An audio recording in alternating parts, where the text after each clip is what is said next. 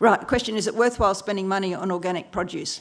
When I look at sustainability issues, I have to say probably yes, but as a practical sort of person, and looking at the amount of some of the residues of some of the pesticides in our produce, it really depends on the product. So that if we look at, and organic produce is more expensive, so if you can afford it, I personally, well, a lot of stuff comes out of my garden, but I personally do buy organic produce because I can afford it. But if I had somebody who said, do I buy 6 organic apples for my children for the week, or do I buy 12 ordinary ones, I would tell them to buy 12 ordinary ones to go around the family. So if you can't afford it, we have fairly low levels of most residues. But I'm still pushing to have lower levels still. We have far fewer pesticide residues in our foods in Australia than in most other countries, but some products are really a problem. Strawberries, for example. You want strawberries, I reckon, grow them in your own garden.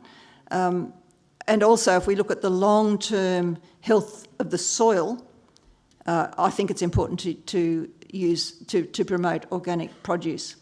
If we look at the levels of vitamins and minerals in organic produce, it really is very not different from ordinary produce. And I often say to some of the organic growers, fight the battle on the environmental grounds and on the grounds of soil health and future sustainability, because we don't have all of these sort of fertilisers and things, they're running out, rather than trying to prove that there's a tiny bit more of vitamin C in the organically grown carrot than the other carrot.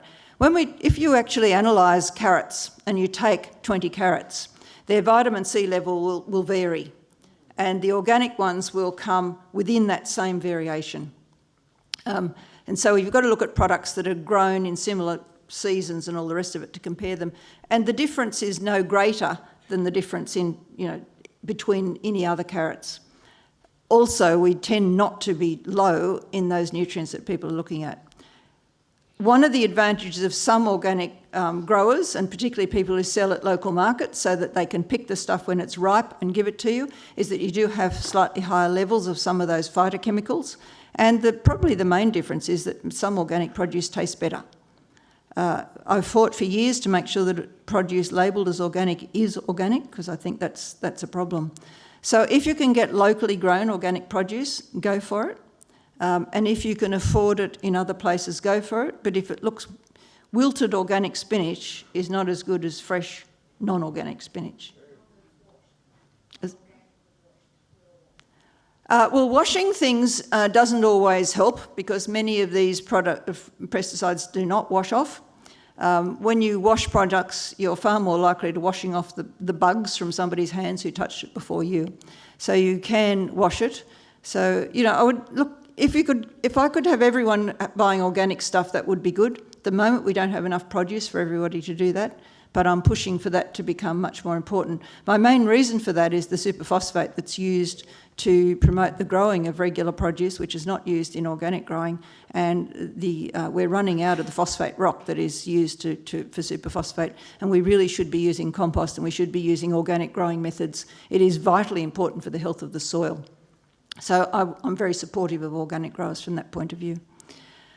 My husband does stand at the stove. Does my husband stand at the stove and stir his oats? Yes. My husband has always cooked his own oats. In the morning, he puts the oats with some milk and water in the fridge at night, so they soak overnight, and then they don't take very long to cook.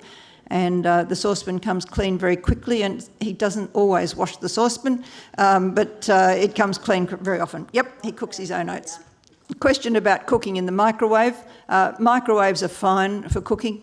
Microwaves do not absorb radiation any more than cooking on an electric stove electrocutes you.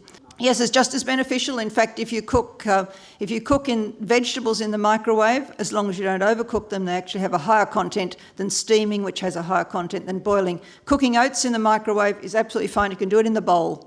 All right, a question about why is everyone promoting extra virgin olive oil? Well, I put up my hand that I'm the main promoter of extra virgin olive oil. I don't get paid for it, I can assure you. I've been interested in extra virgin olive oil for many years, and having spent years and years doing research in Mediterranean countries and Mediterranean diets, extra virgin olive oil contains, so far we've isolated 37 different components from it, which are valuable for health. The fat in extra virgin olive oil is no better or worse for you than the fat in safflower oil, sunflower oil, or any of the other sort of oils. But it's the extra components that are there that have very beneficial effects on blood pressure and a whole range of other things. They also have some anti-cancer compounds. Extra virgin olive oil is pressed from olives when they're without using any heat, without using any chemical solvents. It has this, you can measure, we now have tests to show if it's genuinely extra virgin. We can also taste it. I was the first qualified olive oil judge in Australia, and so I've judged olive oils for many, many years.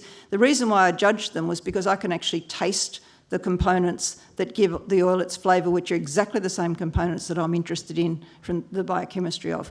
And there's so many of them. When the oil isn't quite good enough, because it has slightly too high a level of a certain type of acid in it, to be called extra virgin, it is then, you can actually convert it, you can run it through charcoal to sort of purify it and take out those impurities. But mostly these days it is actually treated with a solvent, the same as other oils are, and that destroys a lot of those 37 components. You can still cook with it, it's still perfectly okay, it's not going to do you any harm, but you just don't get the benefits of those polyphenolic compounds that I mentioned. So extra virgin olive oil is very good. I've been trying for years to find some of the evidence that distinguishes between extra virgin olive oil and vegetables. But it's very hard to find any Mediterranean population that doesn't use the olive oil to make the vegetables taste good, which I think is one of the reasons why people eat it. When I was a kid, you got a big slab of butter on your vegetables so that it encouraged you to eat them. But the olive oil would be much better. But there are great benefits in extra virgin olive oil.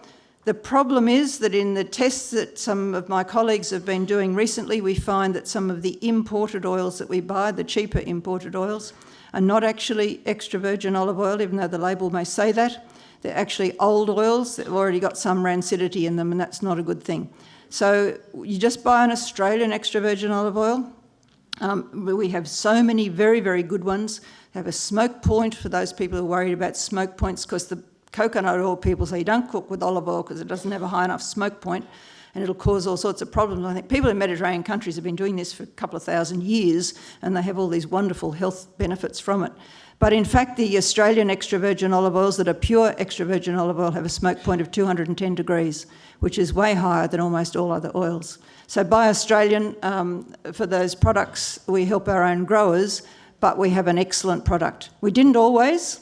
Years ago, the Australian oils were very poor quality. Now they are very good quality.